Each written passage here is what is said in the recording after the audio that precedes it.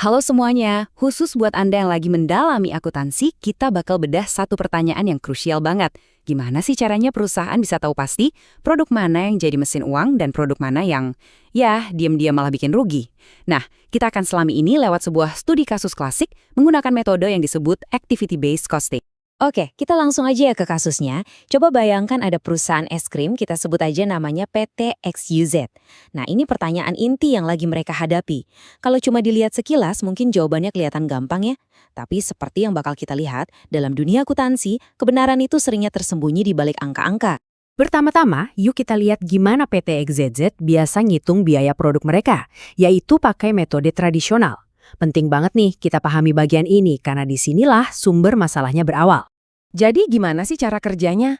Gampangnya gini, metode tradisional itu ngambil semua biaya yang nggak langsung, kayak sewa pabrik, listrik, gitu-gitu, terus dibagi rata ke semua produk. Biasanya dasarnya cuma satu, misalnya total jam kerja mesin. Ini tuh ibaratnya kita lagi makan bareng, terus tagihannya dibagi rata aja, nggak peduli siapa yang pesan steak mahal dan siapa yang cuma pesan es teh. Dan inilah hasilnya menurut hitungan tradisional. Kelihatannya es krim durian itu jadi bintangnya, marginnya paling tinggi. Sementara si vanila, wah kayaknya jadi anak bawang di sini. Kalau datanya begini, keputusan bisnisnya kayaknya udah jelas banget kan? Ayo kita genjot promosi durian dan mungkin produksi vanila dikurangin aja kali ya. Tapi apa bener sesimpel itu? Nah, disinilah ceritanya mulai seru. Manajemen PT XYZ ini punya firasat loh. Mereka lihat angka-angka tadi dan ngerasa, kok kayak ada yang aneh ya? Perasaan janggal inilah yang akhirnya mendorong mereka buat cari cara hitung yang lain. Sebuah investigasi yang bakal membalikkan semua asumsi mereka. Rasa penasaran tadi akhirnya membawa mereka ke sebuah metode yang jauh lebih canggih, yang kita kenal sebagai Activity-Based Costing, atau disingkat ABC. Ini bukan sekedar ngitung ulang ya, ini adalah cara pandang yang benar-benar baru dalam melihat biaya. Slide ini nunjukin perbedaan dasarnya secara sempurna. Coba lihat deh, di sebelah kiri metode tradisional itu kayak langsung aja nuang semua biaya ke produk. Udah gitu aja. Tapi sekarang lihat yang kanan, metode ABC. Ada satu langkah penting di tengah-tengah, aktivitas. Jadi biaya itu dilacak dulu ke aktivitas spesifik, baru dari aktivitas itu dibebankan ke produk.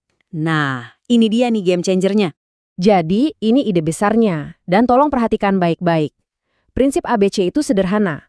Produk itu nggak langsung mengonsumsi biaya, tapi produk itu mengonsumsi aktivitas. Dan aktivitas itulah yang sebenarnya makan biaya. Dengan kita melacak hubungan ini, kita bakal dapat gambaran biaya yang jauh-jauh lebih akurat. Oke, sekarang kita lihat gimana cara pandang baru ini bisa menghasilkan cerita profitabilitas yang beda 180 derajat. Siap-siap ya, karena hasilnya ini benar-benar di luar dugaan. Wow, lihat ini. Hasilnya benar-benar kebalik. Vanilla yang tadinya dianggap paling nggak untung ternyata justru mesin uang yang sesungguhnya. Marginnya lebih dari 30%. Strawberry posisinya lumayan aman, tetap di tengah. Terus si durian gimana? Si juara di metode yang lama. Ternyata bukan cuma nggak untung, tapi benar-benar bakar duit perusahaan. Rugi 25% untuk setiap liter yang dijual. Ini adalah bom waktu finansial yang selama ini nggak kelihatan sama sekali. Pas lihat hasil ini, pasti langsung muncul pertanyaan paling penting di kepala kita sebagai orang yang belajar akuntansi. Loh, kok bisa? Kok bisa dua metode akuntansi yang sama-sama valid ngasih kesimpulan yang beda banget kayak langit dan bumi? Jawabannya ada pada dua kata kunci ini, volume lawan kompleksitas.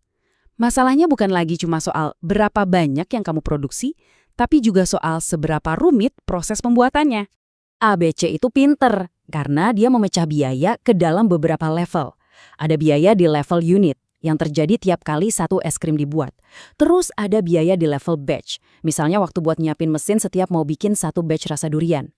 Lalu ada biaya level produk untuk ngurusin satu lini rasa. Dan terakhir, biaya fasilitas buat menjalankan pabriknya. Nah, metode lama itu cuma ngelihat yang nomor satu aja.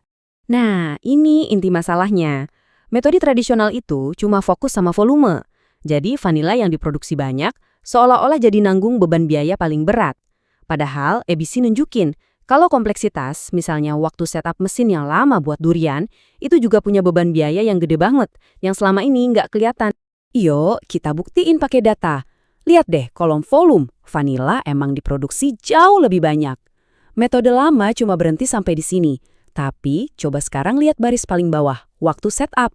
Durian itu butuh 2 jam per batch, sementara vanila cuma setengah jam. 4 kali lipat lebih lama.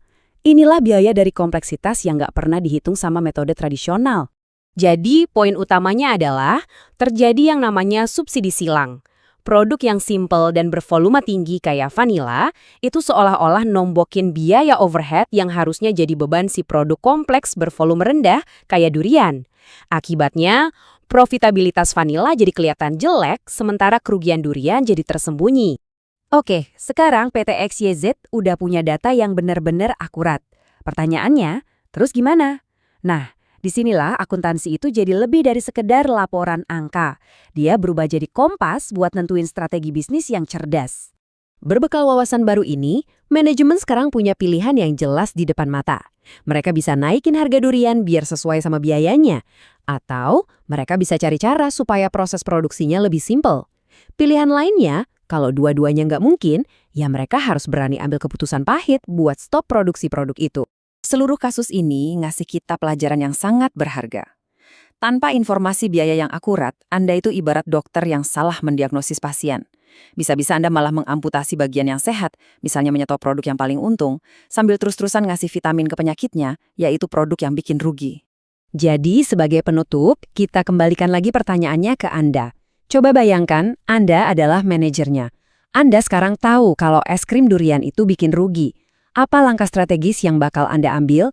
Menaikkan harga, merombak prosesnya, atau menyuntik mati produknya?